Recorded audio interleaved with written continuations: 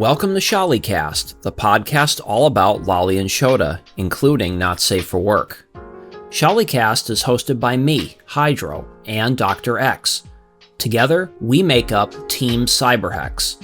We're the developers of Insexual Awakening 1 and 2, an adult visual novel game where you play as a Shota protagonist and get into all sorts of wholesome, naughty fun with friends and family. I primarily work on the writing and planning for our games, and Dr. X works on the programming, artwork, and additional writing. If you'd like to play Insexual Awakening 1 or 2, you can download them at our official Barag at barag.net/cyberhex. You can also check out our continued development progress of Insexual Awakening 2 at our Subscribestar, which is subscribestar.adult/cyberhex.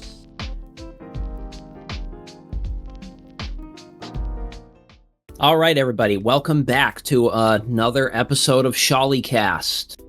I'm Hydro, I'm here with Dr. X, and tonight, or today, or this episode, we are joined by BittyCat. Welcome, BittyCat. Hello. Thank you. Yes, we're really excited you got to join us here. So why don't you start off telling everybody a bit about yourself, like what you do and who you are. All right. Well, most people know me as BittyCat. That's how I started with my voice acting. But as of right now, I actually have two online personalities.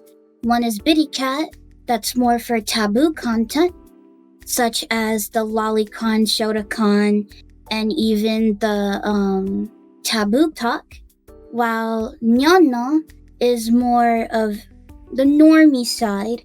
So I do more like adult content as well as SFW content. And with Nyana, I stream, sing, draw on top of voice acting. So I do a lot of things.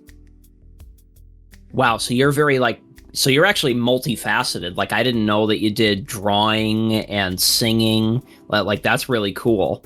And you have like a Twitch channel, is that right?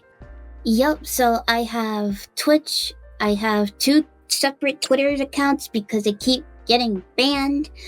I had a previous personality before Nyana, which was Shortcake8008. With her, I started off doing art commissions for Lolly Hentai, and I managed to get up to 5K on Twitter before I got suspended. And then with Nyana, I managed to get up to 2K. I got like 1K in one day on Twitter. Because one of the things I voice acted over got reposted by an account that has like over 1 million. What was it you were voice acting? What was it? I found this animation on Pixiv by Anon, and it was a slime girl with a more like short kind of guy character, so I voiced both of them. And so she didn't have a lot of stuff on the forefront either. She has like 200 followers on Pixiv. So I posted this on Rule 34 video, like for the more normie crowd. And I guess that's where that one guy saw it and he reposted it and credited both of us. So he reposted it like on Twitter? Yeah.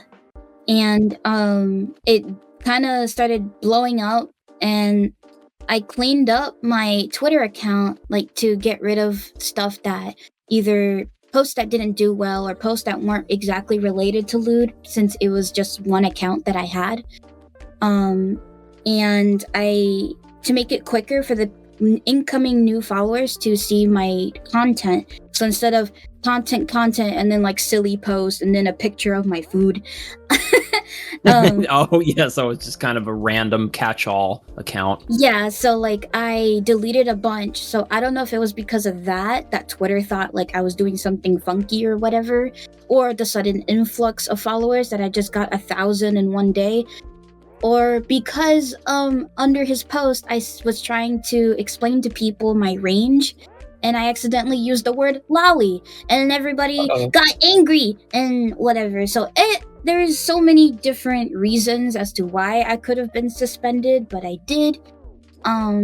And so I went ahead and made 2 new accounts. So one SFW that is not going to have anything lewd on it. So hopefully, even if my NSFW gets taken down, the SFW one should stick around because it's not doing anything controversial. I'm literally just retweeting cat videos.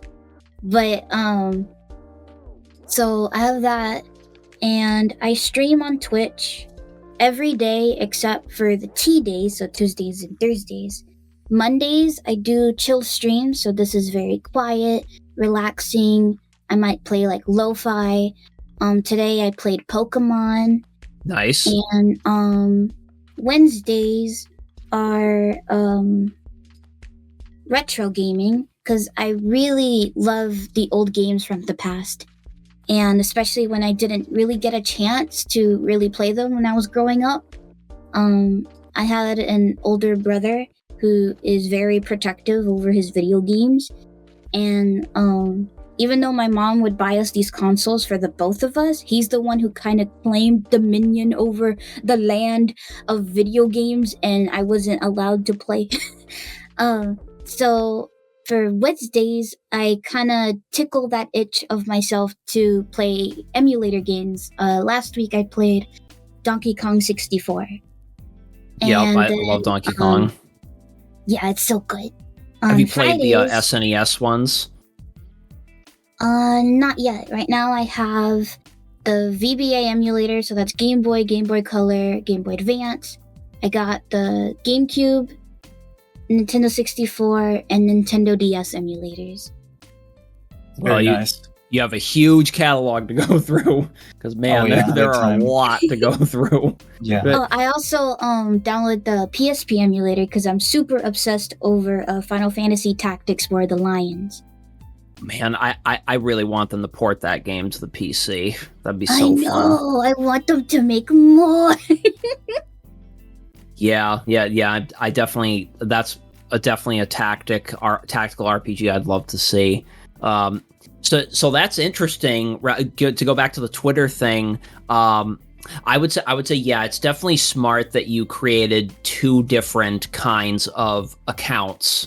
One that'll be safe for work, one that's not safe for work, because our previous guest that we had, Glassfish, she kind of does a similar kind of thing, and I think it's just good practice for anyone who works in the small realm, Lolly and Chota, on Twitter, to try to separate them, or like what you do is you kind of only post things that vaguely hint at what you're doing or what you're working on. So, and that tends to work out. So, but that's awesome that you got like basically like a big name profile Twitter user that reposted your thing, and then you got like 1,000 followers. It's just unfortunate that, you kind of became a victim of your own success.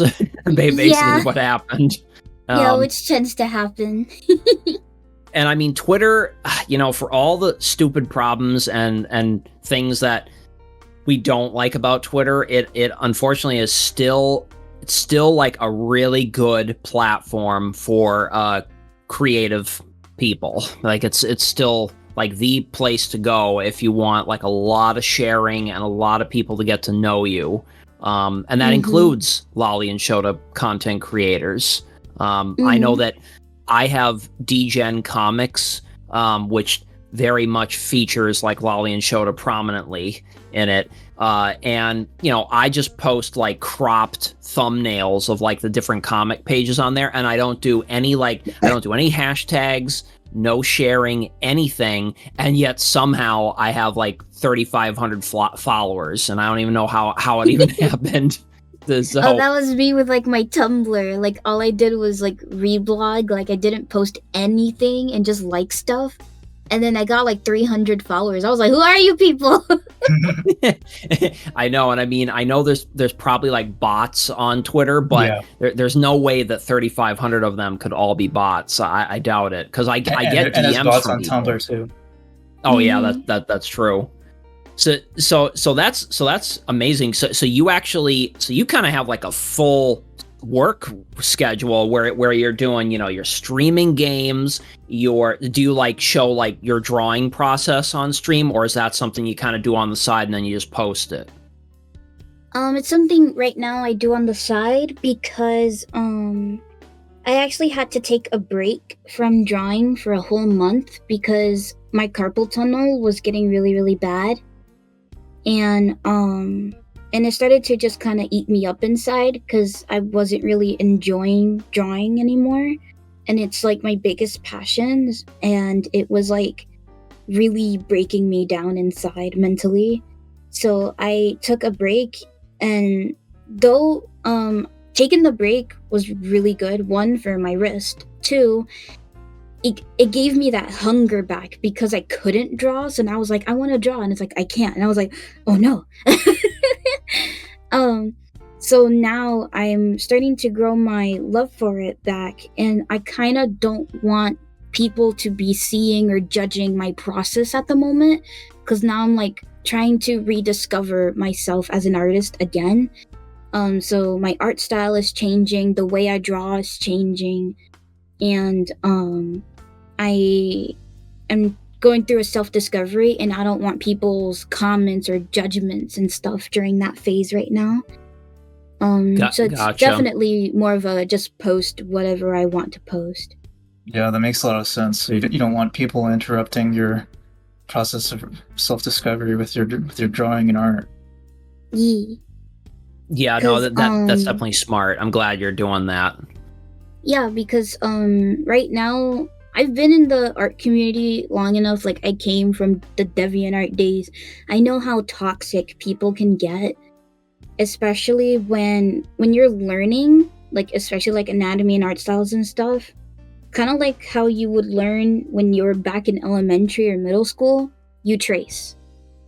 And if you were to ever show that, you will get dogged on, you will get canceled. People will then claim that all of your art is traced, that none of your art is original, and it's just not like that, you know?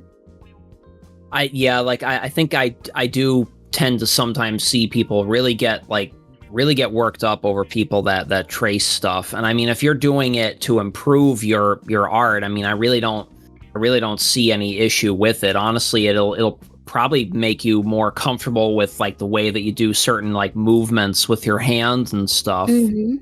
So yeah, like I can understand that, but I think it's great that you're that now have you been doing drawing longer than you've been doing voice acting? Yes, definitely. Though it is kind of tricky cuz I've been singing for like a really long time. When I was really little, my memory goes as far as 4 years old, and I was always drawing. But the other thing that I was always doing was also singing. And apparently I was a big loner. Even my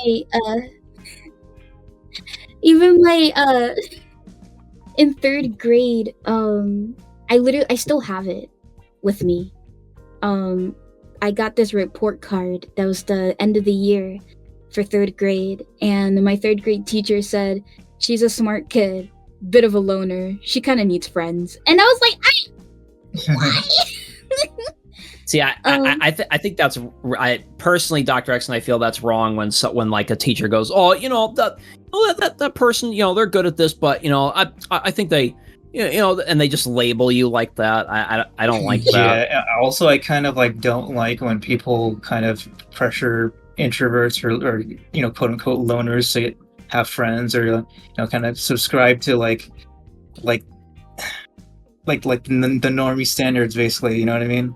Mm-hmm. Yeah, because everyone's different. Everyone has like different standards for like how much they want to interact with people.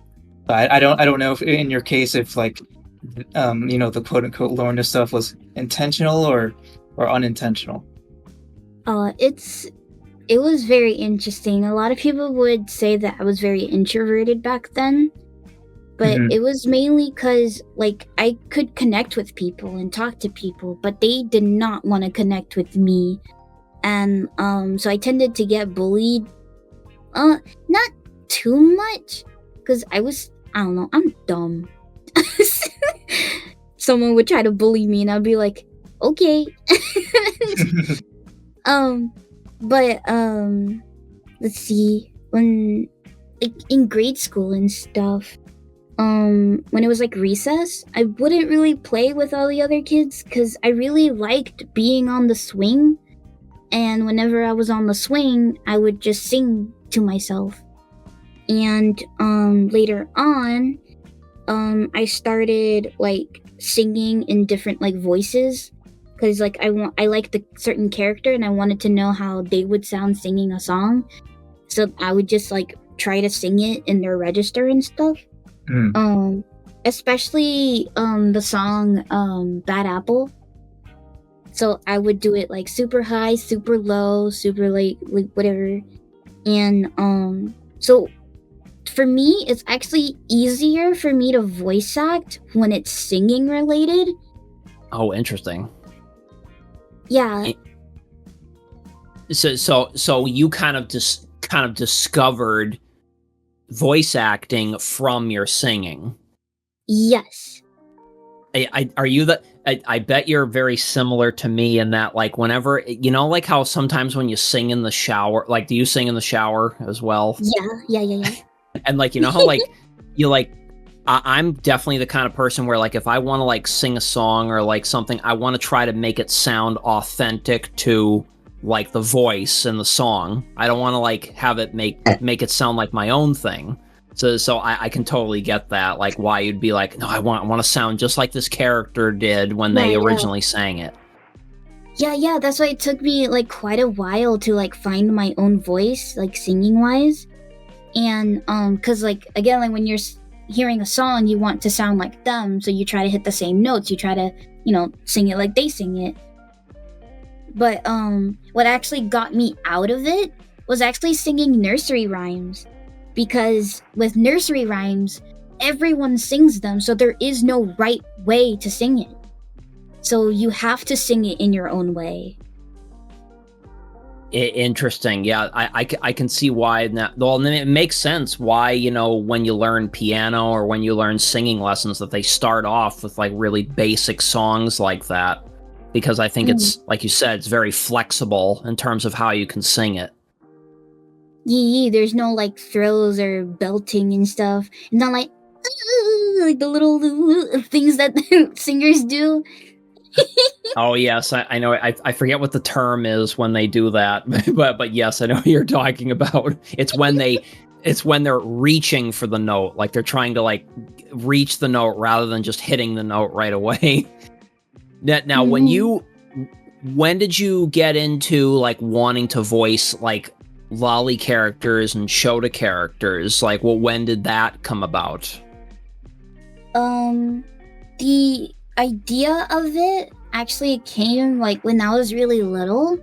When I was watching Naruto for the first time, and then I found out that the voice actor for Naruto in the English was actually a woman, and I was like, oh, that's so cool to like voice a boy. I want to do that someday. But didn't really pursue voice acting until a couple years ago actually. So I lost everything. I got into a car crash and I lost my job. And I tried to apply for a job online and it turned out to be a scam. And then they took all of my bank money as well. So like everything that I saved up, like I literally had enough for 3 months because that's the time limit that I was like, I'm gonna give myself 3 months to find new job. Like I had a savings. Well, the scam took everything. So I literally had nothing. And I had my roommate with me, which is Meow. He's a big part of my life. And we kind of looked at each other. We're like, well, the law says that when you get evicted, you get 1 month. So what are we doing this month? And I'm like, well, we could literally do anything we want because we both lost job, we don't have a car. I tried applying to like the grocery store that was like across the street. They literally didn't call back till like 4 months later. So like forget about it. So he was just like, well, you always wanted to try voice acting, right? And I was like, yeah. So I sat down, with less than $100, I managed to like soundproof the closet that we had. And I just picked out like a couple like animations that I liked and I voiced over it. Cause I'm actually really good at fake moaning, mainly because I did it to fuck with my parents. So they would like piss me off someday, and then I'll go shower and I'll be like, and they'll be like, Minnie, shut up! Wow. Imagine trolling your parents like that. That's so funny. Wow. Because I didn't do anything else. I got good grades. I didn't sneak out of the house. I never went clubbing. I didn't have friends. I didn't do anything. So that was my way of rebelling. Well, I will say, number one, you do an amazing moaning sound. When I was watching your stream on Saturday, it was so funny when you were doing the DVD, the bouncing on the corners, and every time would hit like an edge, you'd make the moaning sound, and people were just like, oh, well, if it hits the corner, you gotta make the orgasm sound. But it's just very, very funny and very entertaining. Your stream was very, very entertaining, and I'm sure your Twitch stuff is also very amusing because, you know, your voice is very, very unique, even your natural voice. So I can see how like you probably gravitated to wanting to try out different, like, you know, Lolly and Shota voices. Like, who are some of your like favorite like Shota or Lolly characters? Like, do you have any particular ones that you were just like, oh, I gotta see if I can like imitate this voice? I'm not sure voice wise. I know Kana is like my favorite Lolly. Oh, yep, good choice. But a lot of them tend to sound similar yet distinct. And I know my regular voice tends to sound very boyish. Like this one time I was playing Project Winter, and you know, you have to like use your voice to kind of like give off false information while talking to your teammates and stuff. And as I was speaking, some guy was like, who let this 8-year-old here? And I'm like, I'm an adult. And he's like, sure you are. I'm like, I'm a woman. And he was like, for real? Are you like a girl? And I'm like, yeah. And he's like, girl? Can I have your number? I fucking knew it. He would change his tune as soon as he learned you were a girl. It's so, kind of like that meme of like, is that a boy I smell? Except it's like on the internet, it's like as soon as a guy discovers it's a girl online playing a video game, they change their mind. Yeah, mm-hmm. That's what happens when there's a girl that shows up in the middle of a bunch of sweaty guys. So I don't know. I've always wanted to capitalize on that since my natural voice sounds like a little boy naturally. Mm-hmm. I just realized that a lot of the, like you said, like Lolly and Shota voices, most of them are Japanese because they don't care over there. It's normal over there. But over here, no one does it. It's like everyone's too afraid to do it. Mm-hmm. Even like the actual lolicons, like my friend Shima, I visited her and her entire room is filled with kani. There's kani everywhere. Like the sun would rise up and she has like a kani poster over the window and it literally looks like God is descending down with kani. And I like it. God endorses kani. Yeah, see? God endorses Cunny. There we go. You heard it. Confirmed by Biddy. No more fights on Twitter, okay? It's settled. And even she's very standoffish when it comes to people requesting or wanting to commission her to voice Lolly content. Right now it's mainly because she doesn't have time, but it's also very just off-putting. Because one, it's like your voice. So if you're very attached to your voice, you don't want to say things that you don't mean. You don't want to get into character, because then it's also acting. It's not just voice. And then if you don't act and you put yourself out there, then that's a lot more dangerous to the person. Because then if someone responds negatively to something you voice, then you start to take it personally. And Yeah, that's right. yeah, so it's like something that not a lot of people are willing, because it is a sacrifice. Not only is it a sacrifice of time, but it's also a sacrifice of character. And no one's really willing to do that sacrifice, and the people that don't do it for very long. I actually didn't even know about a lot of these things, actually. When I made BittyCat, it was literally the first time of me getting into the Lolicon, Sholicon space. I've never been in it before. And it was actually Meow that showed me the ropes. So, like, he showed me, like, hey, this is ATF. This is, like, the big Lolicon hub. Like, I didn't know.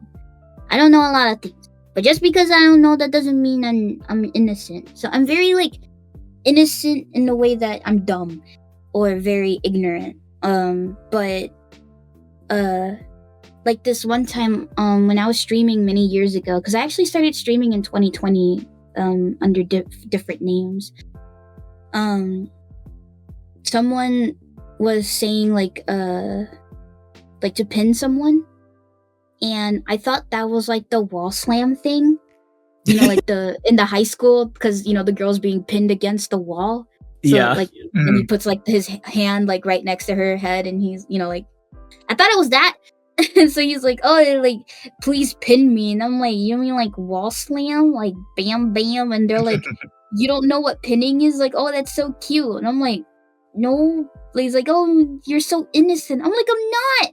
They're like, it's when a girl fucks a guy in the ass. I'm like, I did that 2 weeks ago. I'm like, I didn't know that's what it was called.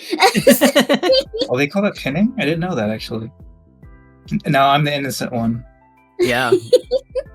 So it's like, just because I don't know vocab terms doesn't mean I'm suddenly this pure angel. Like, so same thing about like the Lolicon Sholicon space, that I don't know the websites, I don't keep a folder, I don't know a lot of the vocab terms that people use, but that doesn't mean that I'm not interested or I am not wanting to learn. So it's also why I play the Imoto, like, little sister, because I'm fish brain and I don't understand things very well, but I'm eager to learn, I'm eager to listen, I'm eager to learn. And that includes like everybody's kinks. Like, why does eating out a pussy need to be cunnilingolingualistic? I don't fucking know, but it's a term I know now. Kind of a little linguist. Yeah, Yeah, that's a scientific name for it. So you must have like learned a lot about the Lolly Shota space within that short period of time then. Yes, I've learned a lot. Let's see. I literally started like last year. Oh wow, so you're like pretty recent then. Yes. So that's yeah, because you know I can totally understand that though, because like, you know, Dr. X and I, you know, we didn't know when we first like got into Lolly and Shota like art and enjoying it. We didn't really know much about the terms and things like that. It's literally all self-discovery, like you said, or somebody kind of reveals it to you and you go, what, really? That's what it means, and that's what this is. And but like, I had no idea that you had to pronounce lolly as lolly. I literally had for years thought it was lolly. Lolly. Yeah. So like eventually I was just like, oh, it's supposed to be lolly, like lollipop. Okay, I get it now. Yeah, it's interesting because like a lot of people haven't actually heard these words spoken out loud.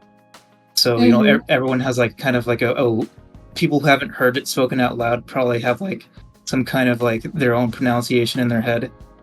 But yeah, they do. Yeah, so there's like one person who thought like Shota is pronounced Shada or something. Shada.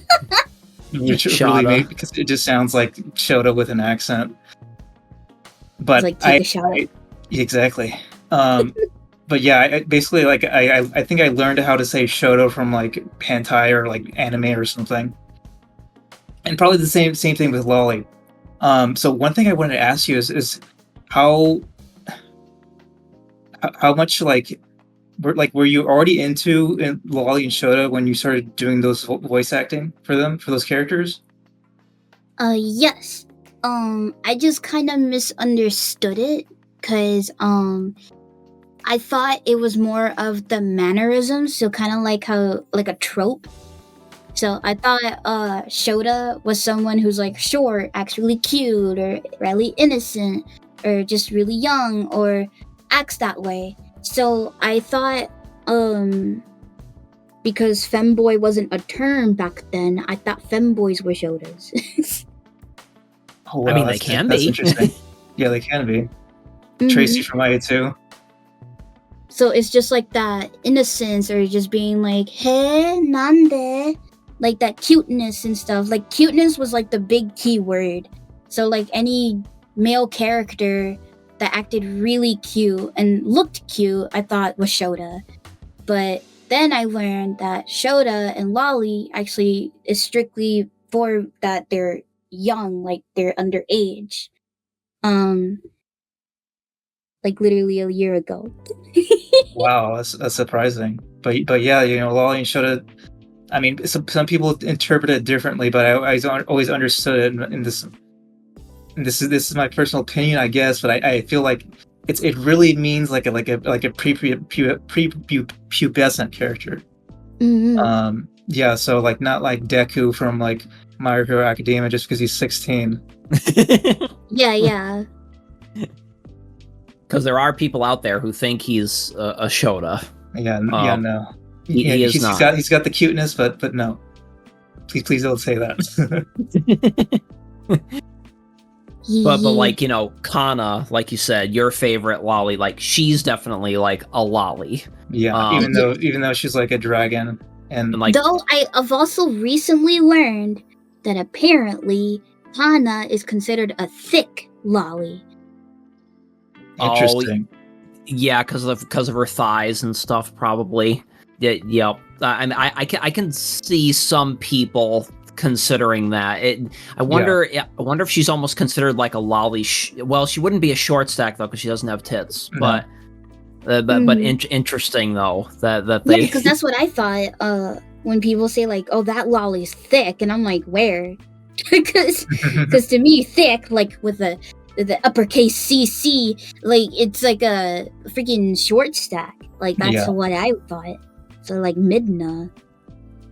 I guess Kana is a little wider in that area than most Lollies, I guess. And see what's interesting is like people have like different opinions on like how quote unquote thick they want the Lollies to be. Some of them want them to be like a very narrow, like in quote unquote realistic in that area, like with the thighs and the ass and everything. And some of them are kind of like them a little wider, or they're okay with it. Yeah, the way I saw it was that she just had like some baby fat. I wouldn't necessarily call her thick or anything, Yeah, I agree with you on that. So that's how I interpret it is that she just had a little bit of fat there naturally. Because like, now, go ahead. Oh, I was just gonna say that because like if you look at her thighs, they just look squishy. It's not something that you get this insane feeling that you just want to slap it so you could see it jiggle. I mean, I kind of do. I mean, both you could have both those thoughts. Exactly, I'm both. Now, is there any kind of like Shota character you really like? No. So it's just kind of like a general sort of thing? I guess it's pretty general because, like, when it's late at night, I start to look up stuff like what to masturbate to. Yeah. I go on Hentai. I literally just put in Shota plus English, and it's whatever looks cute. I'm just really attracted to the cuteness factor. Yeah. But what I call the sensation is that my heart goes woo. So like that fluttery feeling that you get when you're like, wow, like he's beautiful, or that's super cute. I call it when my heart goes woo. And very few things ever do, especially in real life, because I didn't go through that phase growing up. That's like boy bands and stuff, and they're like, oh my god, Bon Jovi, and they have like posters on their room and stuff. I didn't do that. I didn't do any of that. I never understood like getting feelings for like someone that you don't know. So my feelings definitely pertain to like things that like I know, like I'm connected to, I have a relationship with. Until like, because that also included like fictional characters. Like I felt nothing really much until I played Mystic Messenger. Now, what's Mystic? Which console is that for? Mystic Messenger. Mystic Messenger is a mobile game, and it's kind of like a dating game, but the way this game is set up, random intervals in the day, the characters in this game can actually call you on your phone. Like your phone will ring, and you can answer, and then you hear the thingy, like what they're talking to you about, and then you select like what prompt you want to respond with. That's I guess interesting. that game for me became a little too real because I would literally be at work and I'd be like, hold on, I got a phone call. And it's just this cute anime boy calling me. I got to talk to my my boy waifu for just give me a second. Anime boyfriend. Anime boyfriend. God. Yep. And I fell hard for 707. Oh geez, like I felt so hard. Like my heart went woo. I said like I would always get his phone calls. Like every other character, I'd be like, I could miss this phone call. I don't care. But him, I'll be like, guys, I'm going to the bathroom. I need to take this call. Like it's very important to me. Now, did he look Shota-like? Did he have Shota characteristics? A bit. Well, like, funnily enough, the character that has more Shota characteristics in this game, I actually hate his guts. But yeah, I wonder if he's the douchey kind of Shota. No, he. Oh, okay. Okay. Freaking. What is his name? Yusung, something like that. I hated his guts because I was trying to go for 7, but apparently I didn't know that because you have to beat the game first and unlock the part 2, and then it's in the part 2 that you can actually date 7. If you try to go for him in the first part, what will end up happening is Yusung would get in trouble thinking that he was gonna die because he drank too much chocolate milk.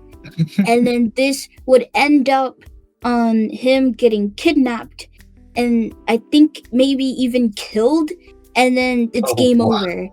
And then I'm just like, why are you that dumb? So he's like the youngest one. So he's the youngest one. He's the shortest one. He's very clumsy and cutesy and dumb, but a little too dumb. And I hated his guts because he kept me from the character like I was super like wanting to get. Yeah, he kept you from your boyfriend. Yeah. So after like 20 game overs, then I had to start over because I was like, oh, okay, I'm doing this wrong. But because as you play, you accumulate like the hate points or love points. So if you have too many hate points, then you get a bad ending. And you just have to start over. Like there's no really coming back from that. So after like, so imagine me like trying for like a whole month and just getting game over because he's drinking like too much chocolate milk, and I'm like, I hate your guts. I can totally understand that.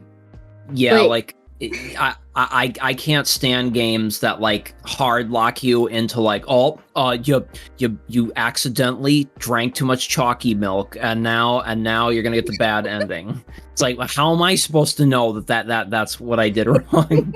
And then you can't rescue yourself from that. You can't get out of it. That's the reason why, like, when Dr. X and I made In Sexual Awakening 1 and 2, we made sure that like nobody could end up getting like a bad end, and like you didn't get like hard locked into anything, stuff like that, because that's annoying. And that's even more annoying in like porn games, I've seen those before where you have bad ends in like porn games, and like that's the worst. Because you're trying to fap, you're trying to enjoy yourself, and all of a sudden it goes, and your brains were sucked out by an alien. Too bad you lose. And it's like, I was just getting the good stuff. It's like the ultimate it's a boner blue ball. killer. Yeah, exactly. Like, and you don't want to like go back and like have to redo the story to just get back to the point where you might possibly have something to actually jerk off to. So, because some games like have it where like a decision you made like 2 hours ago is why you have the bad ending. That makes it even worse. And it never tells you that either. Yeah. It never tells you that you was never the know. wrong decision. Oh. Yeah, so I totally feel you on that, like getting frustrated by getting all those endings, being like, what am I doing wrong? That's because of that. Because of the character so a being lot of stupid. people do like the character, and like good for them, but it was my personal experience that I do hate his guts. But so 7 became my very first husbando ever in my life, and this was literally like right after I graduated high school. So like I'm very, very late to the whole waifu game as well. And so after him, I watched Akagame ga Shirayuki Hime, or a Snow White with the red hair. And Obi also became a husbando. And when I watched Ace of Diamond, Miyuki became my third husbando. And if you look at these 3 characters, they're all very similar personality-wise. So they're all intelligent, that no one else can really match them. But they're also very silly, but know when to take things seriously. But they love being silly, like if it's their downtime, like they're not at work, they're not like working on anything, like they're just silly. They're very playful, they like to joke around a lot. But and they also have goals in life, that they have a passion, and I'm very much drawn to that. And funnily enough, this very much reflects on the kind of people that I'm also into, or that I would like to pursue and stuff. That's interesting that you have like this type of character or person to relate into. Now, when you look for different, like when you go on N hentai and you find like, have you ever found like a doujin or anything that has like a cute shota with the personality type that you like, and like, do you enjoy that doujin more if they have that kind of personality? Or I don't think doujins are that long to even show that kind of personality. Establish that kind of personality. Because BittyCat was like talking about how a character like behaves differently in certain circumstances. That's true. Yeah. That's true. Yeah, but when I look up like hentai and stuff, I mainly look for just a very cute art style. I'm very much drawn to the art styles. And if the shota is like, I guess it's just different kind of scenarios. Either like he's so innocent that he's learning for the first time, or he is very or just bottom or top, or shota and on lolly and he's like top. Or I found one. It was actually one of my favorites. It was like a femboy and a Shota, and I was like, whoa. I'd probably say it, honestly. Yeah, Dr. X enjoys like really cute Shota femboys, so that Yeah. Like in in like yaoi situations, I admit I do like it. It's funny because the things that like make my heart go woo. It happened for the first time ever last year when I was at work, like in real life. Like it wasn't an anime boy. It was a coworker of mine, and his name was Kevin. And he was like super thin, very femboy, like long hair. He dyed it purple, and I was like, "Oh my god, who is he?" And that's never happened to me before ever in my life. Because usually, again, I'm drawn to people from that I know, that I've come to know, that I've established a relationship with. Other than that, like I typically don't really show interest. But he was like the first one that I knew nothing about. He just came in as a new employee, and I was like, "Oh my god!"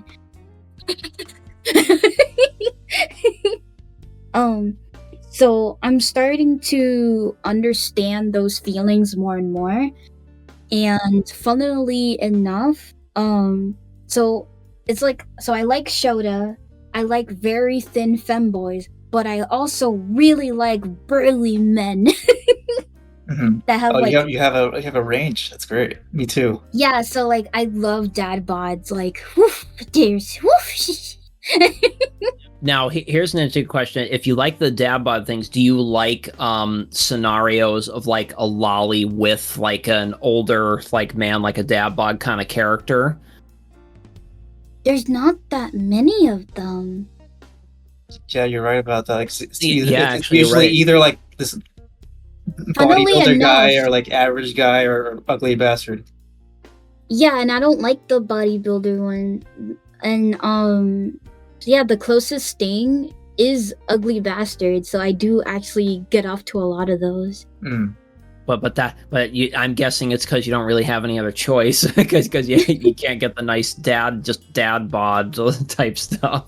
Oh, like very recently I just got Diablo 4. Oh, I have that too. It's awesome. Right now I'm playing Druid, who's like, a big burly body type, and I made him look like a Viking, and I'm like, who's this man? I named him Uther. Very nice. That's a great name for a Viking, man. Yeah, so he got this chest hair and the happy trail, and I'm like, oh, tell me where the happy trail goes, please. That's great. So you kind of go for like a guy with muscle, but also a little cushion. Is that right? Yes. Well, I'm sure that there are probably a lot of females out there who do like that body type, but I know Dr. X and I know that there's definitely like a dynamic of straight lolly fans that enjoy like having like an older, more experienced man with like a younger like female character. Yeah. So definitely. Yeah. I can definitely see that dynamic. Mm-hmm. Yeah, like it just with straight Shota, like guys kind of project onto Shota with like straight lolly. A lot of girls will like project onto the lolly and kind of imagine if they were a lolly and getting pursued or like having fun with an older guy. Mm-hmm. Yeah. Funnily enough, when I portray myself onto a lolly, it's not because like, oh, what if I was a lolly? Because I'm 4'9". So you kind of feel like you identify a little bit with the lolly stuff, huh? Yeah. Which is why like I dabble in the two, because it's either that I want to get off to like the Shota or the cuteness and like femboys, or I go and find lolly stuff because I relate more to it. Yeah, and it's as amusing that you have such a range in terms of like the guys you like, because it's like that with me and Hydro in terms of the girls we like. We have a pretty wide range. Yes, very because we like the tomboys, like basically like the quote unquote reverse traps. But we also like, the very feminine like mom types, and we like thick Yeah. moms, we like Yeah. muscular moms, we like all different like skin types. So we like big tits, medium tits, no tits, totally flat Yes, board, like yes. everything. I have to admit that with lollies, I kind of prefer the flat chest. It's just something about it, like when it's so flat that you can just like see the pectorals. Just something about that really hits for me. Yeah. Because I guess it's like pushing the extreme a little bit. Yeah, I do think it's that, because of course I do love smaller tits, but in terms of like sometimes a lolly will have smaller tits, but it feels like it doesn't hit like the maximum lolly with that. The maximum lolly is the complete flat chest. Yeah. Yeah. But yeah, with the dad bod thing is like, and a lot of people who are like into straight shoulder like also like the mom bod as well. So that just reminded me of that. So if anyone's worried about their body type, there's always going to be someone who's into whatever you got. Yeah. It reminds me of also too of a discussion we kind of had in a previous podcast where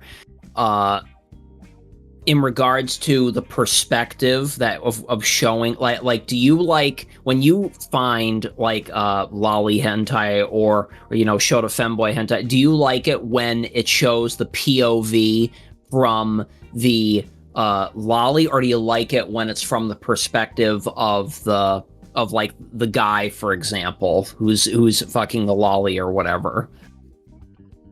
There is almost no dojin that is the point of view of the lolly. Yep. Yeah. Yep. And I knew it. And I'm so starved. That's what I figured. I figured that you would have liked to see more of that, and and the reason why I was saying that is because in straight shota, it's also not very common.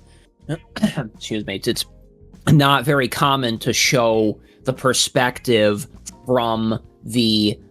It's actually not common to show it from the female's perspective looking at the shota, because you're projecting on, because a lot of times males who are enjoying the straight shota, they just want to project onto the shota, so they don't want to have to look at the shota. But if you're a female who's into the shota, you definitely want that. So I can totally get from your perspective that you want to be in the character of the lolly, and you want to be able to see the sexy dad bod guy or whatever male character you're enjoying at the time. I can totally get that. Yeah, and so it'd be great if if more artists like did like female point of view stuff. So people like BittyCat don't go starved. I'm so hungry. Feed me. That's basically what it is when we think about it. It's female point of view is very rare. Like either when it's straight shota or when it's straight lolly, it's rare. So get on it, artists. Where we are requesting it, because that would be fun. And I've started like in my own art. I started doing more female point of view stuff, because there are girls who like straight shota or Sholicast, and you kind of want to imagine themselves as the girl in that scenario. So and I enjoy like making stuff that people enjoy, because it's really like it's really nice to hear people say like they like your stuff. So there's also another thing that is like doesn't really exist. And that's called Gios porn.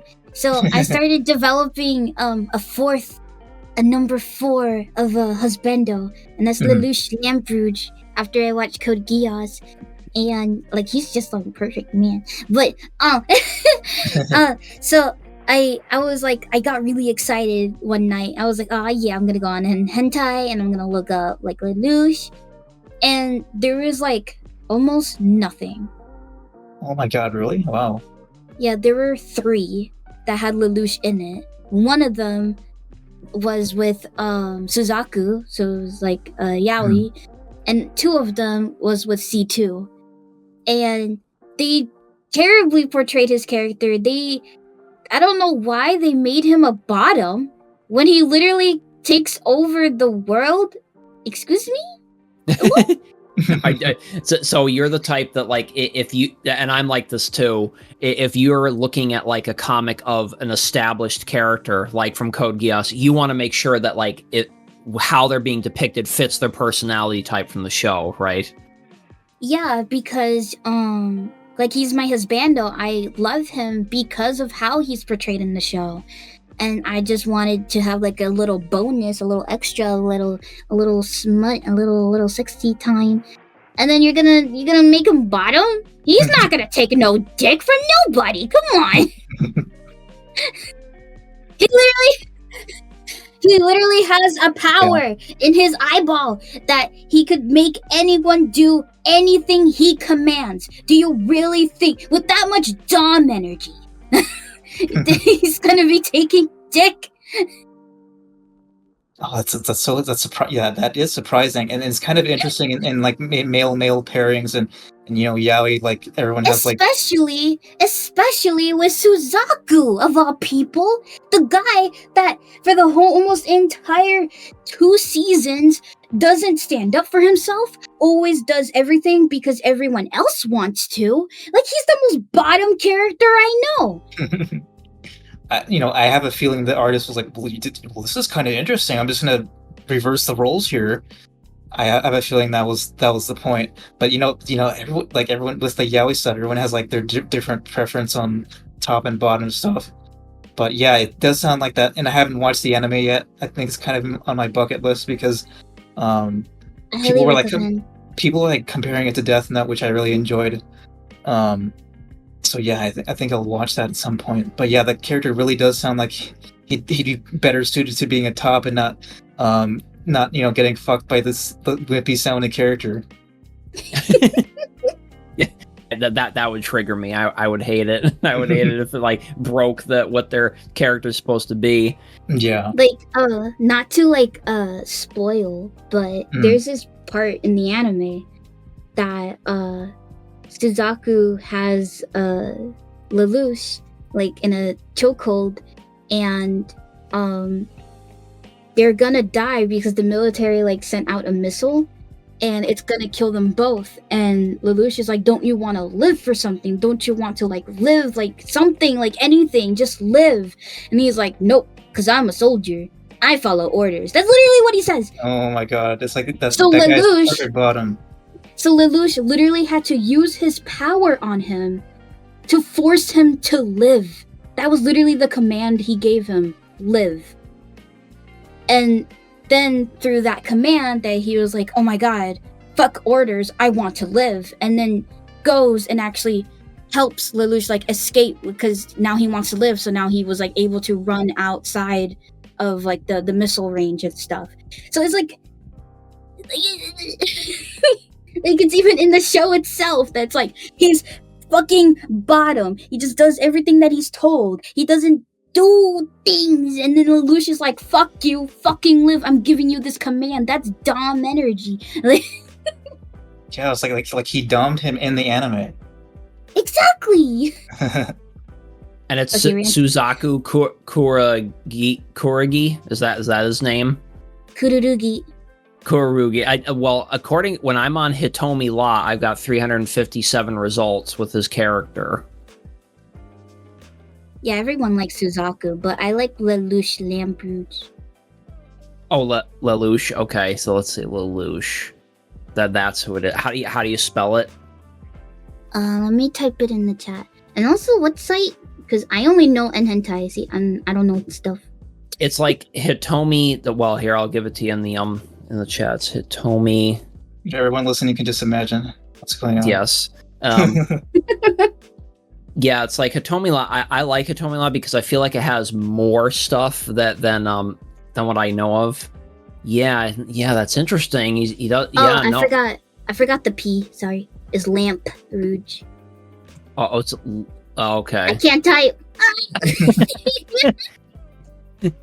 So okay, so Lamperouge. Okay, let's see if that comes up. That does change the vibe of his name, like Lamb Rouge or Lamp Rouge. Yeah.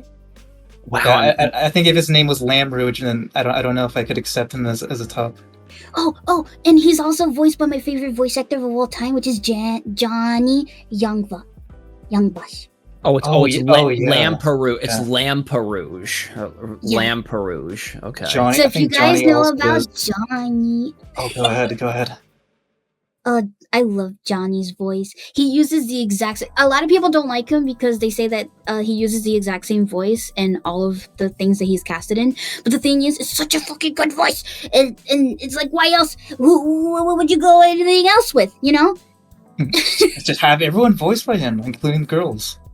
So like Johnny, he voiced Sasori in Naruto. He voiced Ichigo in Bleach. He voiced Yu Narukami and Persona 4 and Dachi, I think. Yeah, and the character from Durarara, the Uzahara, Hmm. Isaiah Uzahara, he's also voiced him. He was also the first Black Power Ranger, and he also voiced, I forgot the guy's name, but it was in the Japanese. This is Sengoku Basara. He also voiced the guy in there. I think his name was Yuki, and I just love Johnny, and he also voices Lelouch, and he's just so hot.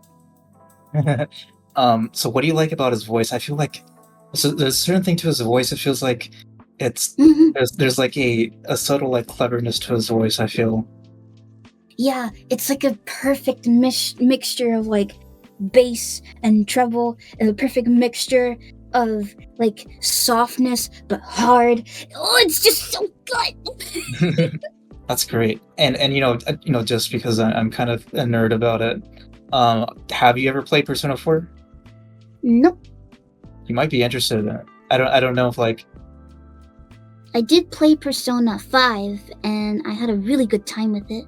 yeah, I think you'd like Persona 4 then, because the gameplay is pretty similar. What did you like about Persona 5? It was the first game that I played that was like solo, without my brother around, and I was living alone. Excuse me. And it was the first game that actually relaxed me. Oh, really? Wow, it's great. Yeah, Oh, so it wasn't interesting. like a try-hard game. It wasn't like, oh, you gotta do puzzles and you gotta think hard. Like, it was a game that I literally sat back on my couch and literally felt the stress leave my body. Yeah, I like during the segments of the gameplay where you're just kind of deciding what to do in the city. It feels like really Yeah. relaxed. Yeah, especially when it rains. I would like literally leave the game on while I go cook. Well, because it has a very nice like jazzy lounge kind of soundtrack when it's raining out. You know, it's got like that the soundtrack electric is so piano and good. organ playing and stuff. Yeah, like this is Hydra and I have thought about this, is that the mark of a really good soundtrack is if you can listen to it outside of the game and like have a perfectly good time. And Persona 5 is totally an example of that. Yes, definitely. Now I'm curious, is like, do you have a best boy for Persona 5?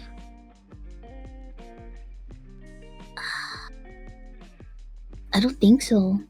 You don't say. Yeah, I was wondering about that, because I don't think there isn't really a character that kind of fits the the character trope you've been talking about, Yeah. where it's like a kind of like an intelligent but like silly character.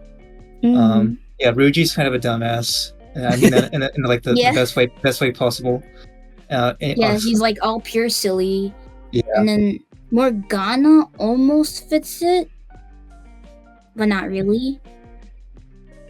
Yeah, because Morgana, he's like he you know what he needs to take a chill pill sometimes. Like I don't think he doesn't joke that often, honestly. It's like when he's silly, it's like unintentional. Yeah, and then same thing with the other guy with the blue hair. Yusuke, yeah. Yeah, Yeah. Yusuke. Yeah, and he's also kind of stupid. He tries to sound sophisticated, but then he comes off like a dumbass. Yeah. I feel like I don't know why, but I just got like a sense, Biddy, that like you could probably pull off a close to a Morgana voice a little bit. But I can almost hear it a little bit. Yee. So like, I could also sound like Tristana from League of Legends. Oh, nice. really? Well, Tristana, I am familiar. I did play League of Legends a long time ago, and I always liked Tristana. Like, I always kind of wanted to fuck her. so Let's see if I can do it. Once a Bandle Gunner, always a Bandle Gunner. pretty I like good. it. Yeah. And Tristana had a really funny line of "Is that a rocket in your pocket?" I think. I'm pretty sure that. Yeah. I don't know if they removed that or not, but I always thought that was a funny line that she had. I like the implications a lot. Yeah, well, there's a lot of porn of Tristana. It's fun. It's fun to have like that flirty dialogue from like I think League of Legends is like probably like rated T or something. Yeah, But it is. It's funny to have kind of like suggestive or flirtatious dialogue like that, even in a T-rated game. Those are always the great games that can put in the innuendos and keep them. They don't, Yes. they don't try to censor them. Like Dr. X and I were talking about. Like, I don't know if you're familiar with Fire Emblem at all, Biddy, Yes. but you are. Oh, it feels like I probably talked to you about that. 'Cause I really like Fire Emblem myself. Yeah, they basically like in the English localization they like remove the romances for quote unquote underage characters. Oh my god, yeah. Yeah, and I was like, I'm not buying this shit. And they did that. Well, they did that with multiple titles, didn't they? They did that with multiple titles. No, because I mean, I can only really speak for Awakening and Fates. See, this is why I need to learn Japanese, because freaking America always gets like the short end of the sticks in all these translations. Like even with Pokemon, like in Japan, they can naturally get their legendaries, but over here they literally lock it away from us, and we have to wait for like some freaking Game Freak freaking GameSpot event. Yeah, I don't want to go outside for this. Yeah, it's usually like you have to wait for like some event or something, and usually it's a lot of times you don't get in the West. So yeah. Yeah, that pissed me off when I got my first Game Shark. Mm-hmm. Oh, Game Shark, man, that brings me back. Yeah, because like my favorite Pokemon game is Gen 2, and in Crystal, in the Japanese game, after you beat it and you meet up with the guy that makes like the apricorn, the Pokeballs, he gives you a GS ball, and you put in the GS ball into the shrine, and Celebi will come down, and you can actually catch him. Yeah. Apparently in the but then in the American version, they literally just put in a thing that you don't ever get the GS ball. So if you use the Game Shark, that just to simply get the item, you can still go to the shrine and insert the GS ball, and Celebi will come down. Like, the event is still there, but what they do, they just get rid of the item that triggers the event. So stupid. Weird. Why would they do that? That's so stupid. Exactly. It makes the game worse. It kind of almost feels like it's out of spite or something. I don't know. Yeah, because there's like no logical reason why they should remove it. I feel like they've gotten better over the later games, because Dr. X and I have played Scarlet and Violet together a ton, and it's a blast. I love it. Yes. And it doesn't seem like they restrict anything, thankfully, anymore between the different localizations. I sure hope so. I haven't played Scarlet, but that practice continued through like Gen 3, Gen 4, Gen 5, 6. Like, it went on for a while. So surprising. I think they really leveled the playing field with the more recent games, thankfully. And you kind of saw this in the the commercials they did, and the the promotions they did, like they would feature more often like like American actors and commercials and stuff, and kind of you really got a sense of like they finally wisened up to the international community as playing playing their games and like making them money. So it makes sense that they're now like treating those players a little bit better. And one of the big reasons why, like, I think, Dr. X and I love playing the Pokemon games because there are so many amazing waifus. There's husbandos, there's waifus, there's lollies, there's shotas. They give you everything. Yes, and it's so great. Yeah. I totally want to do a Nyono drawing with like the EV onesie that the little lollies have. Oh yes, I love that lolly. Such a cute lolly. Mm-hmm. and I think there's a Pikachu Shota as well. Oh yeah, that's right. Yeah. That's right. I would definitely love to see you draw that. What's interesting about the Pokemon Scarlet fandom is that there's this character named Larry, who's like this like kind of middle-aged businessman character, and like normally you would think that people would kind of like not care about him, just think he's boring, but like he's very popular. He's like probably the most popular male character in the entire game, maybe aside from what's his name? Do you remember the character with long hair who looks like a fucking Disney prince? You mean what is it? Is it from Scarlet and Violet, or is it from? Yes, remember? Oh, you mean Arvin? Yes, Arvin. Yes, I think he's the best character in the game, at least story-wise. Yeah. And yes, he does completely look like a Disney prince. Like, he straight up. Yeah. I'm gonna need to see pictures of this. Post in a chat. It's a fun game. I love Scarlet and Violet, and a lot of there's just so much porn of all the different types of characters from the Pokemon games and the Pokemon themselves, of course, too. Like, what are your favorite Pokemon from the second gen? What are your favorites? Oh, I love the Evolutions, Umbreon and Espeon. Very good choices. Very fuckable. They were so iconic, honestly. It's funny because there's some Pokemon from Gen 2 that some people would get into arguments with me, thinking that they were from in Gen 3, like Tyranitar. And I'm like, no, they came out Gen 2. Yeah. Oh, Tyranitar kicks ass. It might be because like you meet Tyranitar like at the very end of the game. Yeah, the very end. And it was also Gen 3 that solidified the Pokemon look, game-wise. Because, like the show looked a certain way, but then if you, play Red and Blue, obviously it didn't look that way because it was on Game Boy Color. But Gen 3 came out in Game Boy Advance, and it was the first game to really look like the actual Pokemon, like colors, shapes, all that stuff. Oh yeah, that's right. And so I guess it wasn't until then, because it happened to me too, it wasn't until then that you really saw Tyranitar. Yeah, that's right. Oh, so you yourself thought he was from Gen 3? Yeah, because even if you look into his design, like how sharp he looks and stuff, he looks like Gen 3. But he's not, he's Gen 2. I wonder if he was maybe one of the last Pokemon designed for Gen 2, or maybe if they were starting to design Gen 3 stuff and he just happened to kind of fit in there, but prior. Yeah. I wonder. Very maybe, interesting. Because in the same area is also where you find Natu and Exatu. And people also want to fight with me that they from Gen 3. And I'm like, no, they Gen 2.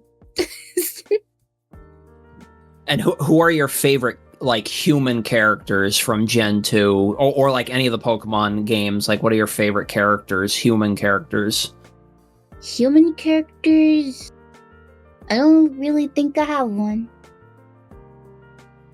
Oh, interesting. Oh. So you're into the cute or the cool looking Pokemon. Yeah, I like Lapras. Lapras is a classic. Yeah. Always love Lapras. Now, have you seen the Pokemon Gold beta Pokemon? The beta? What? Yeah, I don't know how they got a hold of the Pokemon Gold beta, and there's a bunch of like Pokemon designs or new Pokemon that didn't make it into the final game. It's kind of interesting to look at. Oh, no, I haven't seen that. I don't think. Here's the one I posted in chat, and then yeah, it's just a picture of a lineup of the different Pokemon yes, that didn't make it in. And everyone looked very different. Well, I mean, at least coloring wise, it looks like it's like yellow. Oh, yeah. I think they were going for like the whole sun thing. Mm-hmm. Well, it's really interesting. I'm gonna have to look at this later. Yeah. Definitely. Well, I'm really glad you joined us for the podcast, BittyCat. It was tons of fun. It's been a lot of fun. One of the things we do at the very end of the podcast is we kind of ask these random questions from this wheel that we have. And now you've already mentioned that you really like Kana because like she's one of your favorite lollies. Is there a reason why? Like, is there any particular reason why she's considered like your favorite? Like, is there any distinctive thing you just like about her? I don't know. I think it comes from the cuteness and the art style. Interesting. So like that kind of art style, then if there was like another anime that had similar art, well, I'm surprised then you probably, I would think you'd really like Spy Family then, because the art style is kind of not quite as bright and colorful as Dragon Maid, but very similar cute designs with like the lollies for sure. Mm-hmm. But I still like Kana better. Yeah, Kana's gonna be your number one. No, I can understand that. Is there any like lolly or Shota character that you wish people knew more about? Like an obscure one that like isn't talked about very much or anything like that you can think of?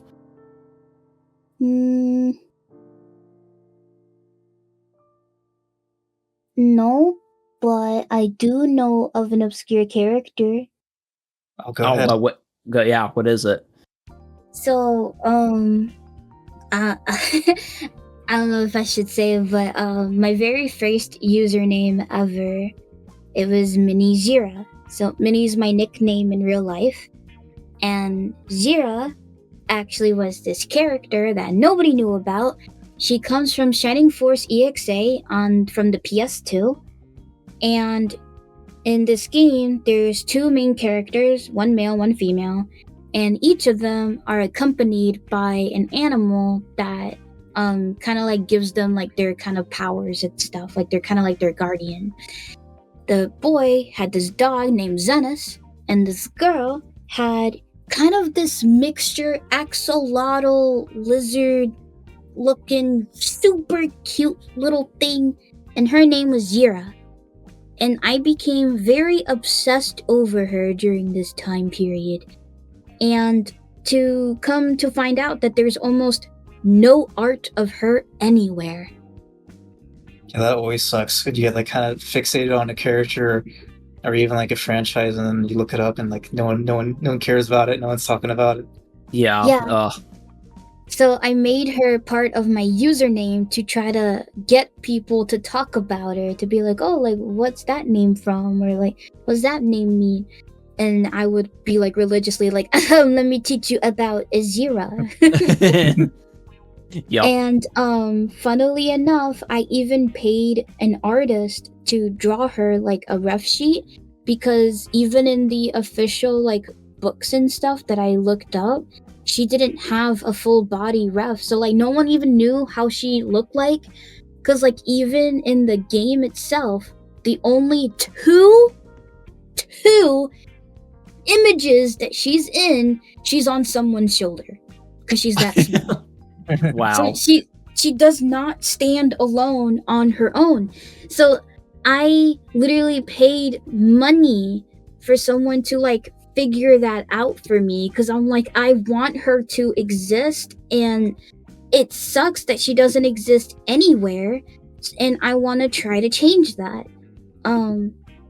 And that's why it's actually still like my Steam username. Mhm. And my my PFP, it's still a picture of her. It's just zoomed in on the shoulder. Oh yeah, she is really cute.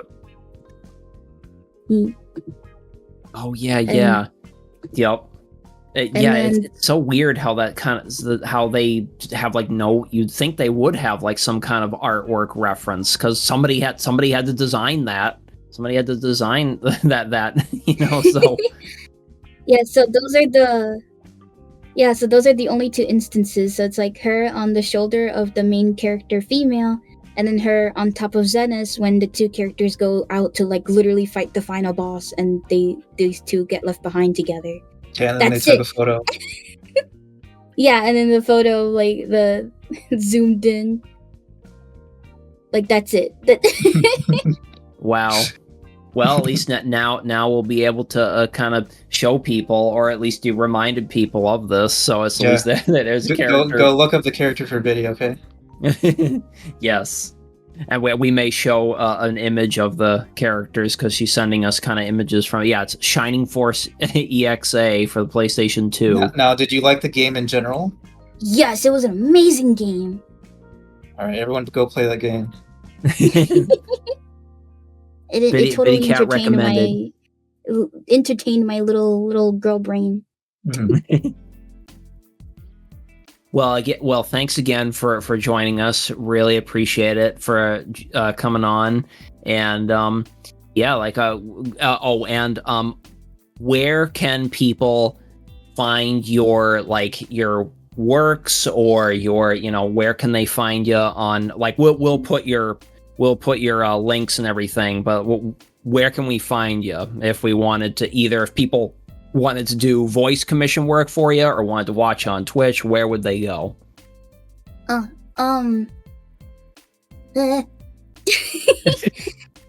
So it's just funny because every time someone asks, I get it so much. Yeah, because like I got banned on Pawu, I got banned on Pst Audio, I got banned on Twitter like 3 times. So like, where can people find me? So well, you do have that website, correct? That yes. website where there's like merch and things like that, correct? Yeah, so I have a lot of links. So since I draw, I wanted to help the Lolicon Sholicon community by drawing them merch for them. So I started this thing that if you're a Lolly Shota VTuber who's in the community and wanted to sell some merch, I would draw you 3 designs completely for free. Now, since they're for free, it totally relies on my free time. So far, I did Shimo Hisae and Shira Saya. And a little bit of BittyCat, like her literally with a smug face holding the word lolly, if you want that. A smug lolly, yeah.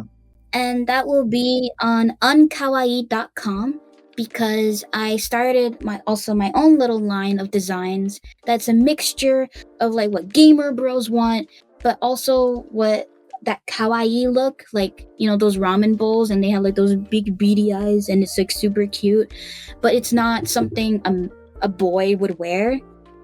So I'm making boyish versions of them. So instead of kawaii, I named it unkawaii. And I see. And it's literally at unkawaii.com. I haven't updated it in a while because of everything that's been happening, but I could also take donations there, and I have VIP there as well. Nice, and then, very cool. So I stream on Twitch under Nyono, NYONO 8008, because boob, am I right? Oh yeah. So I stream on Twitch. So I stream Monday, Wednesday, Friday, and Sunday. On Twitch. Saturday nights I stream on Pomf. So that's lolly hentais, or I do live voice acting over doujins that people recommend. Anything lewd and lolly related is on Pomf Saturday nights. I post content-wise voice acting on Nyono8008 _ on Twitter because the other one got banned. And there I put some more normie stuff. I also post on Rule 34 videos and E621. I haven't posted anything this week yet because I've been getting actually a lot of commissions. Fantastic. Yeah. Yeah. So and then I have Whittle Nyono, WITTLE Nyono. Twitter, that's my SFW one. If you want a little pick me up, I retweet a lot of cat videos, and it always makes me smile. As for BittyCat, I have BittyCat that has more of the taboo stuff. So if you like lolicon, you like shotas, you like lollies, you like porn, you like pee-pee, you like kani, you like the taboo triggers, BittyCat has it all. We just established our own domain called lewdieheaven.com, LEWDIEHEAVEN. We'll provide all these links in the podcast video so you guys can see it, so that'll be great. Yeah. And there, since it's our own Mastodon server, I post there as BittyCat, so I can't get banned, because he can't get me, because I'm the owner. Yep, that's great. But because it's very limited, since we are paying out of pocket right now, it's bordering around $100 a month right now, with how many users have come to sign up and stuff with us. It's a 500 character word limit, and I can't even post like something that's 3 minutes long, like video wise. So I'd be posting all the longer videos that are lolly related onto Voodoo. But anything that has like taboo captions, like regular captions, anything that's like very taboo, like very kinky stuff, like scat, stuff that you are very questionable, I post it as BittyCat on Lewdie Heaven. And anything that's lolly related, shota related, I post it on Voodoo under BittyCat. So if you search up BittyCat and Voodoo, ATF Voodoo, you'll find all my good content, because I've actually been on this conquest of voicing over all the Udon lolly animation. Oh yeah, I remember them. Those are great. Hydra, have you ever seen those? I don't know if I have, but man, it's incredible the amount of stuff that you're doing, BittyCat. I'm very impressed, and I really wish you all the success, because the community is going to be growing. I like Dr. X and I believe that, and I think you're going to end up getting a lot of people interested in your works. Yeah. Yeah, and anything commission related, please message me on Discord, because since I'm banned from a lot of places and I have to post in a lot of other places, I'm very, very much stretched thin. So the bestest way to reach me is definitely Discord. So please join my Discord server if you want to reach me, if you want to hang out with me, if you need to commission me, anything related to me. Please join the Discord server and reach out. Awesome. I literally only have the do not disturb status because I don't like the notification from Discord. That's understandable. Well, thanks again for joining us, BittyCat. Really amazing. Yeah, fantastic episode. Well, thanks.